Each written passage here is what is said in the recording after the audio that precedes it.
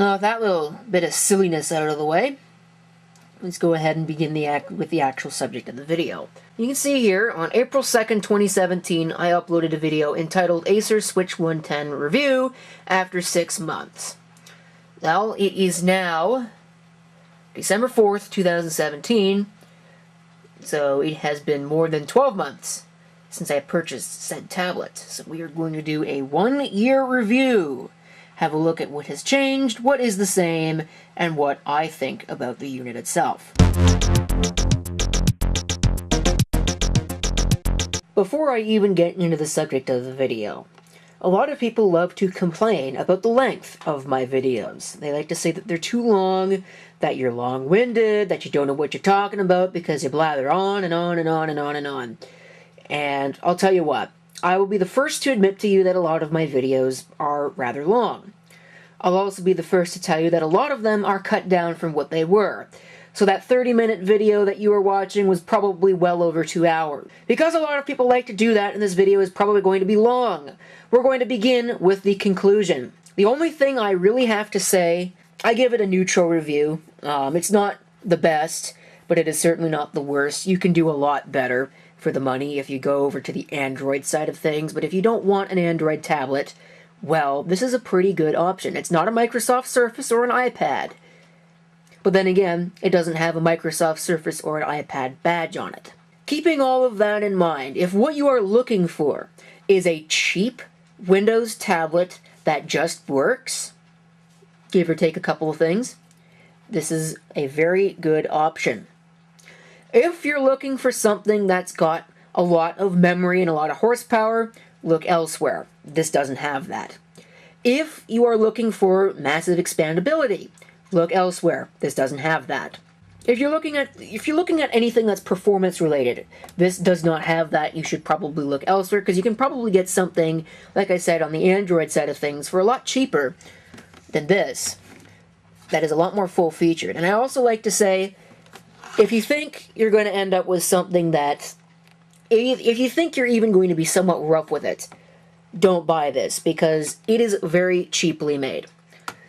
Like just about any modern laptop. So I guess you're not really going to get anything that great. But I'd imagine that a Microsoft Surface would probably be built a little bit better than something like this is. Another big use case for something like this that I forgot to mention would be as a netbook replacement.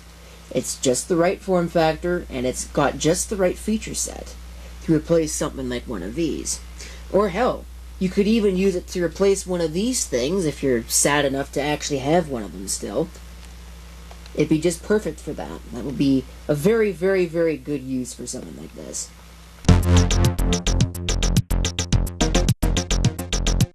So now with the conclusion out of the way, let's have a look at the actual unit itself. You can see it's very prominently got an Acer badge on it, so you know who made it. I gotta say, one thing that I am very, very, very, very thankful for is that this does not have a glossy back panel. I cannot stand glossy back panels. There we go, there's the netbook. And you can see it's exactly the same size, and it's exactly the same brand too, and look at how disgusting that is. That's all fingerprint. All of it. And some dust. That is what happens to glossy everything. It gets to looking disgusting, and I hate it. And I also especially hate that you can see the guy operating the camera when you point it at glossy plastics. Let's talk a little bit more about the external appearance. You can see, if we have a look, more closer look, you can see that it's actually a brushed metal finish, and it is actual metal, although it's got a plastic rim on it. It looks like this would actually come apart if you could manage to take this off, but good luck. Most of it's made out of plastic. The base is plastic, the keyboard itself is plastic. Again, I'm not a big fan of glossy stuff. You can see it reflects the guy operating the camera in it, but oh well, whatever. There's not much you can do about it. Everything designed these days is like that. You see, this is plastic. One of the things I absolutely detest about this and every modern laptop produced today is this click pad. That's what I'm going to call it. I can't stand these things because they have no idea what a right click is unless you do it very specifically. Or often than not, I find myself right clicking and it either completely ignores me or it left clicks. And I don't know why it does that. It's kind of obvious I'm over here on the right side of the thing. It should be right clicking. Anyway, it's there. I don't use it very often. The other thing I don't like about it is the tap functionality cannot be disabled. Why not? You know, if I wanted the tap functionality, I've got a touch screen right there. I'll use that. But I'm going to let that slide again because it's a tablet. Oh, actually, it's a convertible laptop. That's what this really is. It's not a tablet per se. It's got an ugly chiclet-style keyboard, although they haven't changed their layout. You can see that there's a key missing there and a key missing there, and there's also a crack up there. We'll get more into that in a minute. Suffice it to say, these are not really my... Actually, none of this is my fault, so... It's just normal wear and tear, apparently. But anyway... I think that's pretty much it for the exterior finish. I like the appearance. I like the way it looks. The only thing I don't really like is the trackpad, and I think that's really it. The trackpad and the keyboard.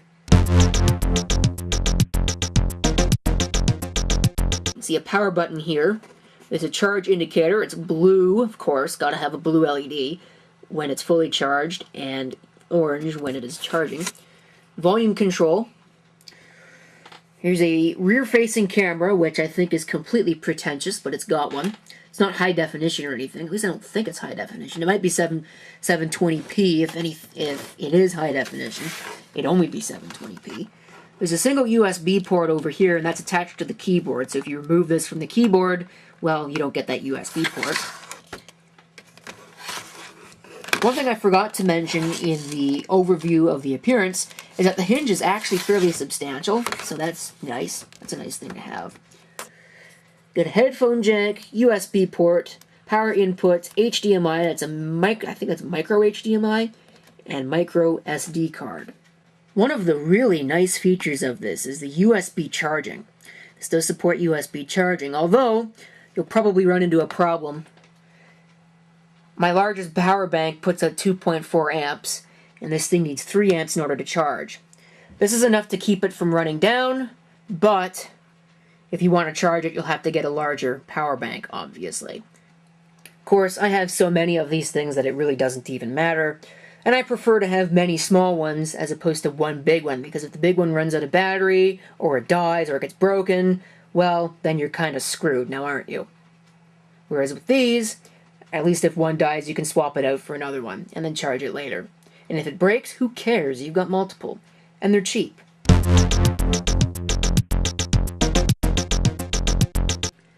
As far as specs go, this thing has an Intel Atom, what is it? It's a Z8300 CPU. It's a true quad-core CPU, which is pretty cool. 2 gigabytes of memory, 32 gigabytes of onboard storage, and of course the micro SD card slot, which is empty. Again, more on that later. And it is running Windows 10 Home Edition. If you want professional, well, that's too bad. You'll have to go for something like a Microsoft Surface. That costs quite a bit more. The only other thing I am going to say about this computer before we get into the quality talk is going to be that they really could have put better speakers in this thing. That's one speaker. That is the other. At least it's stereo. It's not like some of these things which only have one speaker, even though it's 10.1 inches diagonal. But there's all kinds of space on the bottom here. There's all kinds of space on the sides. You know, there's even more space in the back. It really would not have killed them to put some better speakers in this. Some bigger speakers, certainly. Some that could get, you know, provide not even so much the volume, but it is definitely the amount of bass response that is an issue. I really think that this iPhone right here has got better speakers in it. And this thing predates this by more than a decade. It's actually kind of ridiculous.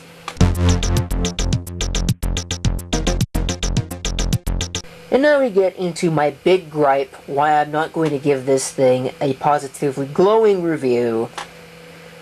It is the quality control. I don't know if I've mentioned it before. I think I mentioned it in the 6-month review, but this is the second unit I've had. The first unit failed after about a month, for really no reason. This one is starting to have some problems along the same lines.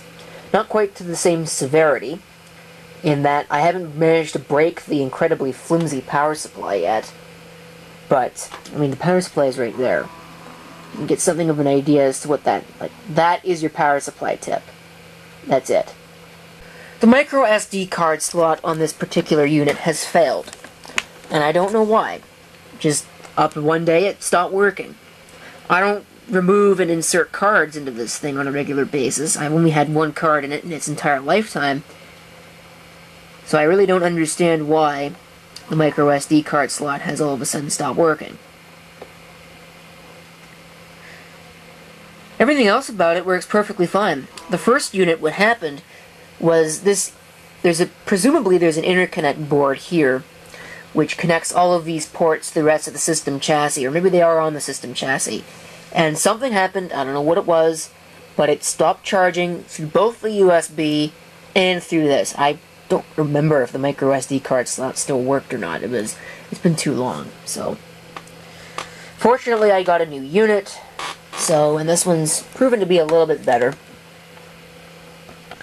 I mean, of course, you saw the issue with this and this. I know I said earlier it wasn't really my fault. I mean, I guess you kind of could say it was.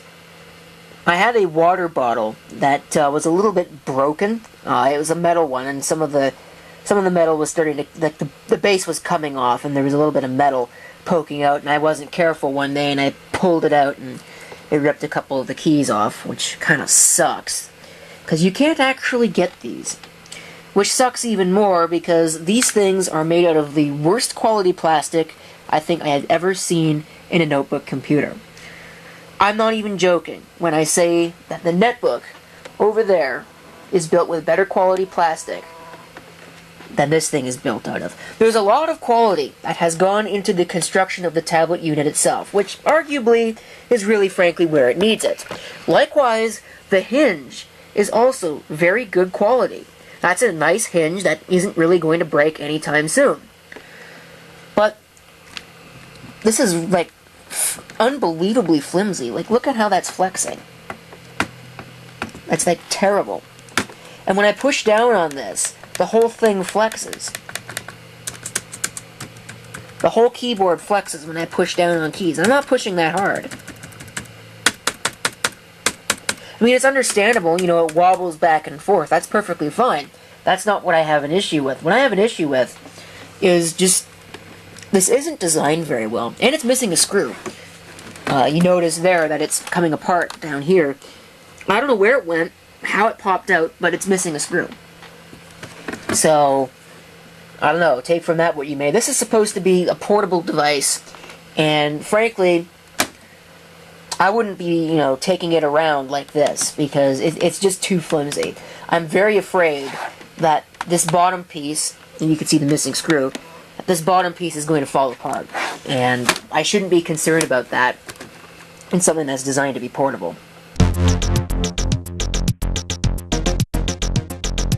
Let's have a discussion about the software stack on this machine. Now, I'm going to refrain from having a rant about Windows 10 as an operating system, because frankly it's not the point, and it's not this thing's fault that Windows 10 is a compressed sack of garbage.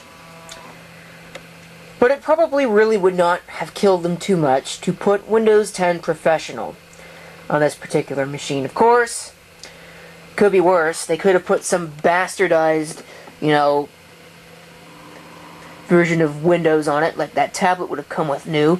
Or it could be a Linux tablet that's running a version of Linux that goes out of support after 5 months, like that netbook down there is running. It's running a full-fledged Windows 10 operating system, which is a very nice thing to have, especially if you want something like that. But one of the things that Acer loves to do is they love to load up their machines with a whole bunch of crapware. And not just any crapware, but crapware that likes to start itself up when the machine turns on. And there's lots of it. So it really saps your performance. So it would do you, if you get one of these, it would really be a good idea if you get rid of all of that software, because none of it's anything that you'll ever use anyway. Of course, I can't really fault Acer for that, because they're not really the only ones. I think pretty much everybody these days bundles crapware with their computers.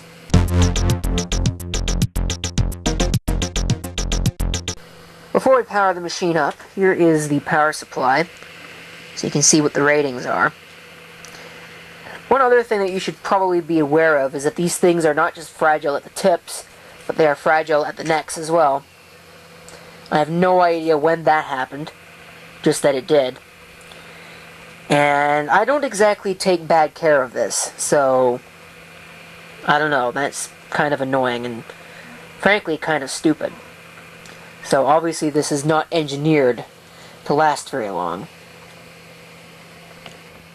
Okay, with all of that out of the way, we're going to go ahead and fire it up. Push and hold the button. I'm going to operate it in tablet mode here.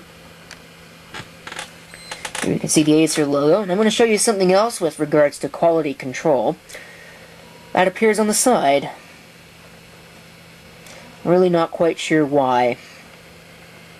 There we can see the display is nice and crisp. It's not the best quality display in the world, but what do you expect for... What did I pay for this? I actually don't even remember. I think it was like $280. So we'll say somewhere around $300 is what I gave for this. The backlight is nice and bright. It's nice and crisp. With regards to the focus, of course, I'd expect that out of an LCD monitor. If the focus was bad, well, I'd be taking it back. And one other thing that I'm going to mention is that this has got a Windows key. I don't know if it actually do anything here. No, it won't do anything right here. There's the keyboard connector, if you're wondering. So, if you happen to find a third-party keyboard that actually works with that, well, good for you. But I personally don't really know if any exist. So, if you want to change your keyboard, or if you need a new keyboard, well, you're kind of screwed, unless you can manage to find one on the used market, or you want a Bluetooth keyboard. This thing does support Bluetooth, so that is another plus in its direction. Now that we are booted into Windows, you can see that this is indeed a true quad-core system, which is fairly nice. It's not hyper-threaded to get quad-core. Well, you can see, if we have a look here, this thing does not exactly have a surplus of available memory. It looks like there's a lot of disk access, which is probably not very nice for the eMMC disk that this thing uses. So I don't know about that one. Anyway, this little thing here, this Windows logo, if it actually work, brings up the start menu, or what Microsoft calls a start menu. It's not really much of a start menu, it's more like a bastardization of a start menu. But anyway, again, trying not to fault this thing for Microsoft's stupid decisions. If you go ahead and open the settings, oops, I want to show you one other thing that's kind of alarming. Go under System, go to About, oops, I don't want that. Go to About. There you can see it's an SW1011. Windows 10 Home 1607. So, this is not running the Creators Update, or the Fall Creator Update. It never got it. I accepted all the privacy stuff, at least I remember doing it, whatever they called it. Dialog box came up, went through it, accepted it, and then nothing happened. So, I don't know if this thing is incompatible, or if Windows is just a piece of junk. I'm leaning more towards the latter. But either way, do make note of that. If you're planning on running the Creators Update, you may need to install it manually.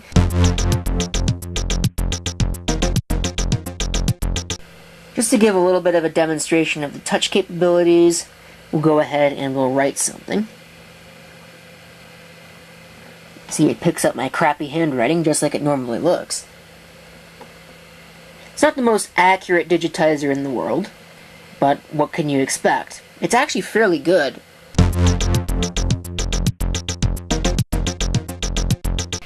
Here's something that could certainly be a lot better than it is, and that is the recognition of the keyboard unit. I'm going to go ahead and put it on here without knocking the camera over, hopefully. Do that with one hand. So we'll go ahead and we'll put it on the keyboard unit, just like that. You'll see it takes it a second to get its senses back and recognize that the keyboard is plugged in. Of course, once it is plugged in, it works perfectly fine without any issue.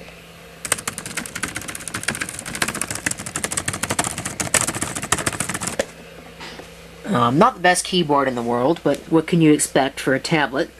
Or even a netbook replacement such as this? The answer is pretty darn close to not a whole lot. It works for what it is, I guess. Getting back to the display, it is not high resolution. As you could probably tell there, well, if the camera would focus on it. At only 1280 by 800 maximum. It's a 16 by 10 display. It is LED backlit, but if you're looking for resolution, you should probably look elsewhere. Of course, it is my very humbled opinion that people who want high resolution in a 10.1 inch form factor are completely insane. Some people have reported that when they plug in this keyboard unit, it either doesn't respond at all, or it takes even longer than what you saw here, longer than a couple seconds.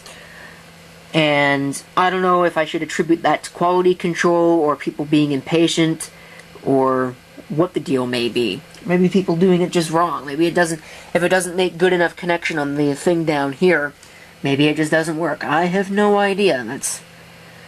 I've never really noticed it with this. I do know that it takes a little bit. So people just really need to be patient. One other thing about this that I will probably not be able to demonstrate is the fact that I've noticed the display driver has got uppity every once in a while. The most up-to-date display driver. Usually when I'm running the Eclipse integrated development environment, it does some really goofy stuff. Things will start appearing all distorted, stuff goes black, the driver crashes. So I don't know if that's maybe the Eclipse program, or if that is the display driver that's, written rather poorly. It's an Intel display driver, so I don't really know why that would be an issue, but I guess it is. And speaking of issues, the wireless on this particular machine, the Wi-Fi, really leaves a whole lot to be desired. I mean, it keeps itself connected to my network most of the time, but sometimes I find that in places where it should be connected, it's not, and it also does not support the 5 GHz band at all. And furthermore, on the 2.4 GHz band, it is incredibly inefficient. And I don't really know why that is. It just doesn't seem like it's as fast as it really should be, or as reliable as it really should be. At the very least, it is connected at 802.11n speeds, which is what it is supposed to be, because that's what it is. But I don't know. It's a Realtek RTL 8723BS network card. So if you can, I would try and find maybe a USB wireless card or a USB to Ethernet adapter or something like that. You'll probably get a lot better performance out of that.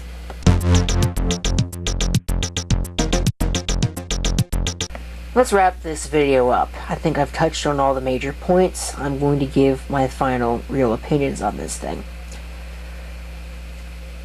I think that for $300 you get quite a bargain out of this. It's a full-fledged Windows tablet, 10.1 inches in diagonal size, which is actually rather large for a tablet, and you get the benefits of it basically being a netbook. That is what I see this thing as really taking the reins from. I see this as being the netbook replacement, and it's a pretty good example of a netbook replacement. Unfortunately, the quality control, particularly with the quality of the keyboard, really Really, they could have made this a little bit better than they did. It's not very high quality plastic. They could have made it out of better quality plastic, or even done the same, you know, sort of. Oops, that's probably not a good idea.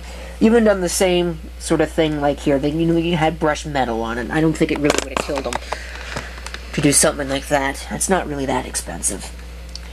But overall, I mean, it works. It's functional, and it does good for what I use it for. I use it as a portable system, which is what it's designed for. I use it at work, you know, during meetings, presentations, that sort of thing. I can't really think of much else to say. So if that's your kind of workload, or if, say, you're a student that's using it to take notes, that would be a really good use for this touchscreen. It's not the most accurate thing in the world, so hopefully your handwriting is better than mine is. But overall, I think it's something that I would definitely recommend that people buy, unless you're looking for something that's high performance, you're looking for something that's got a high display resolution, and you're looking for something that's highly expandable. Or you're looking for something cheaper than this. You can get a lot cheaper Android tablets that come pretty close to the functionality of something like this for, like I said, a lot less money. But if you want a cheap Windows tablet that basically emulates a netbook, that's good for taking notes, writing meeting minutes, doing presentations, and just generally using as a portable system, an ultra-portable system, this is definitely a good choice. Thank you for watching. If you have any comments, feel free to leave them down below. And this is CP666 signing off. I hope to see you next time. Till then.